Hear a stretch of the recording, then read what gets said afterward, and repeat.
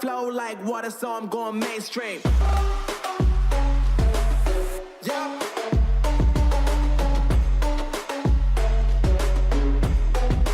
I'm going mainstream. Damn. Flow like water, so I'm going mainstream. Ladies and gentlemen, we have a problem. We have a problem that we as a community are the only ones that can solve. We need to make things right. There are not enough new bikers. Yeah, that doesn't sound like a big problem. Still got tons of them. It's a problem. It's a big problem. Since I actually started working in the industry, I've noticed a sudden decrease. At the end of last year, there was a regular amount of people coming in, doing their tests, buying all new gear, getting a brand new bike, getting a second-hand bike, getting their first bike. It was constant, and a lot of them were young people getting their 125s, their first big bike. But this year it stopped. It's taken a sudden nosedive, and it's worrying. We're still getting people buying their first bike, but most of them have been driving a car for 20 years and decided that they also want a bike. Young people are not interested in bikes. Little kids love bikes. That's a fact. Anytime someone on a bike goes past a little kid in a pushchair or being carried by the mum or something, the kid's always pointing, waving and smiling. So obviously I do my part, I wave back. Hopefully I've just inspired a future biker. Hopefully the parents they'll show an interest in bikes, and the parents will nurture that interest and help them get there. But there's just not enough people, sort of late teens, early 20s, getting on bikes. There's just not enough. And why is this a problem? The motorcycle industry is huge. It's fucking massive. But without new people coming in and helping advance everything, it's not going to progress. If we've got all the older generation who are quite happy with their Belstaff leather jackets and a pair of denim jeans, then that's what the companies are going to produce. They're going to go back to that sort of style. The bare minimum protection wise is pretty much that's what they are. But unless we've got new people coming in and wanting the newest style, the newest technology, the newest protection, it's going to get stunted and it's not going to progress. And fuck me, does it need to. The motorcycle industry itself is already fairly stunted, I'll give it that. It is set in its ways. This is how we do things. Why don't you do it like that? Because that's not how we do things. It's okay, it works. But at the moment, the technology that's coming out with the new motorcycle gear is incredible. Stuff that for years people have been thinking, why don't they have this? And now they do, and that's brilliant.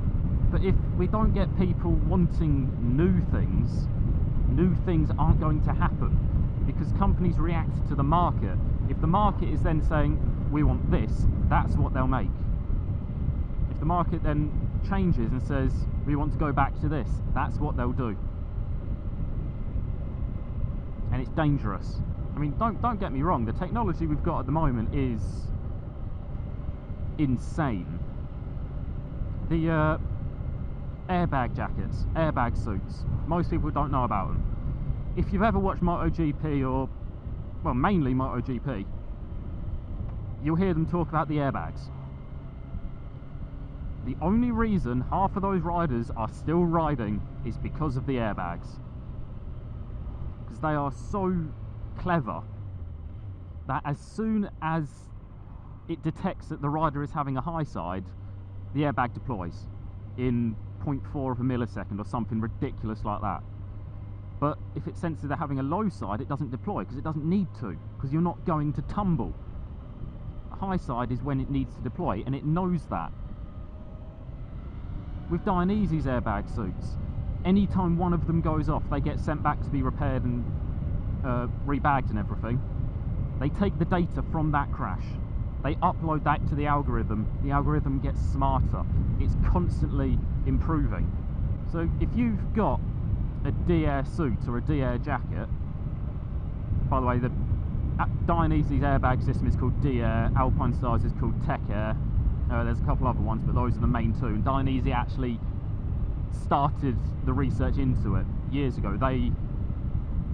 They started this whole push into airbag systems. But yeah, if you've got a D-Air suit or a D-Air jacket, the algorithm that is saving you from shattering your ribs was improved by Valentino Rossi. You're wearing something that was developed, helped developed by Rossi, or by anyone. You can meet someone on the street that you've never met before, they've got an airbag jacket, you've got an airbag jacket, you have both helped develop that technology. But yeah, all that about the airbags, that sounds like it's constantly improving, and it is. But the older generation don't care. I've been wearing this jacket for 30 years. I don't know why he's American, but I've been wearing this jacket 30 years and it saved my life today just like it did when I first bought it.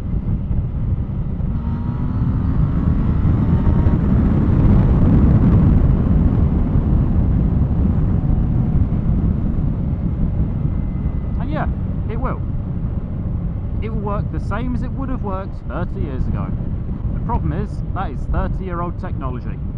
Yeah, the older generation don't care about the latest technology, because the latest technology is put in garments, in jackets, in trousers, in gloves that appeal to the younger generation, because they're trying to get the young people back into it, and they're not having it. The price tag doesn't help. They are not cheap. Believe me, they are not cheap. Do a bit of research. Have a heart attack.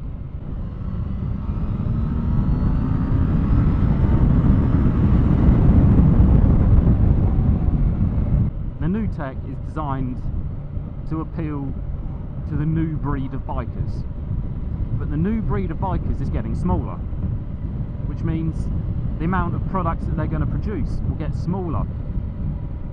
They'll go back to the old styles. Yes, the new technology will probably be in the old styles, but the old styles don't appeal to the young generation. So without the young generation, we're going to not be able to have another new generation. It's a circle of annoyingness. So yeah, as a community, as bikers, you know what? Bikers as a whole, motovloggers in particular, we need to try and make... how do I put this? I'm not good at these sort of like TED Talk bullshit things. We need to try and inspire a new generation of bikers. We need to be doing things that make 15-year-olds go, I want a bike. I really want a bike now. As soon as I turn 16, I'm going to get a bike. We need people who are 20 years old. They've already got their car license, but they want some fun. They need to see people on bikes having fun and turn around and go, yes, that's what I want. That's what I need. There is so much negativity around bikes and bikers at the moment because of YouTube and social media. I'm not blaming YouTube. Please don't take this video down just because I said YouTube. Because of social media and the internet and instant sharing, the bikers have always had a fairly bad name. Yeah. But now, because you can film someone doing something from your car, from a dash cam, and you can upload it to the internet with your opinion on it about what happened, and then everyone else sees that, they see your opinion and that's what they think. They don't think, well, what if this had happened, or maybe that happened just before. They see what you want them to see. Yes, I'm a part of that. I have a second channel where it is just bad drivers. It's most of the time just me swearing at people. So yeah, I'm a part of the problem. But I'm trying to highlight how bad drivers are and how hard it is for bikers to be on the road with bad car drivers. Whereas, oh, I need to turn here. Whereas a lot of the videos that include bikes on the internet are filmed by people who have never ridden a bike. They think they know everything. The main videos on the internet that include bikes are people who are driving a car with a dash cam, or someone riding a bike with a dash cam. The car cuts up the biker. The biker then asks, "What the fuck? How did you not see me? Did you even look, you stupid?" Yeah, so on, so on. Good place to stop. But then what happens there is the car driver gets annoyed as well, because they've now got someone who's annoyed at them, so they double it, and then the biker doubles it again, and it's just more and more people getting more and more angry. And what that does is make people look at the bikes, the people on the bikes, and go, cunts, what the fuck? These people think they own the road. It's very rare that you see a video on the internet of someone on a bike doing something nice, doing something kind, doing a good deed, being a nice human. Because what gets views on the internet? Arseholes, people swearing at each other, car crashes, near misses. Little good deeds, gone. No one cares. And that's a sad thing. Because the internet is such a brilliant place to share decent things. Not decent as in, oh that's good, decent as in being a decent person. It is so easy to share things like that, to find things like that, but what do websites promote? Think about the top motorcycle videos in the world. Who have we got? We've got car crashes, bike crashes, near misses, and stupid angry drivers versus bikers and shit like that. And it's hurting the community. It's making people detest bikers even more than they already did, because let's be honest, they already did. So as a community we need to fight back against that stereotype, because that's what it is.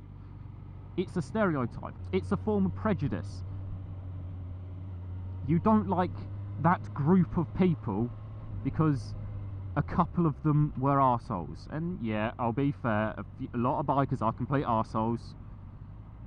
I'm probably in there somewhere. But I'm occasionally an arsehole. Most of the time I try to be nice, I try to be kind, I try to be good. I try to set a good example. But we need to fight back against it. Stop sharing the videos of people swearing. Promote more videos like this, where it's, oh, you know what, I'm getting past this.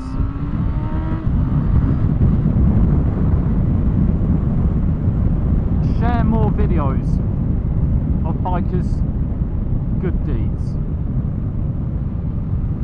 Share more videos of bikers hooning it down a country lane somewhere, and instead of the caption, thinking they own the road, lucky they didn't die, this is how fun biking is. Because it is.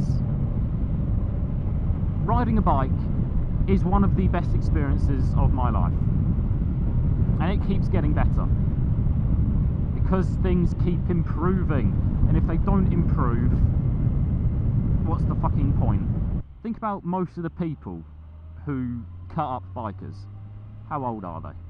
What's their average age? They grew up in a time where bikers were hated. That's a fact. So if they cut you up, you respond back, they hate you even more. We need to stop the hate. I am sounding like a pretentious twat right now, but I'm not wrong. We need to try and get new people into biking. We need to try and get the older generation to understand the new generation. We need to make sure there is a next generation of bikers as well. And the government doesn't help. I've said it. They're putting in new laws every day which make it harder to be a biker. But think, if more people got on bikes and they still tried to push them down again, there'd be more people fighting back. eventually it would get easier, it would get better. So if you've made it this far into the video, please like it if you've enjoyed it and if you agree with me. Dislike it if you think I'm a pretentious twat. Share it if you think there's other people that need to hear this. And remember, if you're on a bike, don't be a cunt, do something good. Doing something good is easier than doing something bad. Just be a decent human. Cheers for watching. I'll catch you all next time.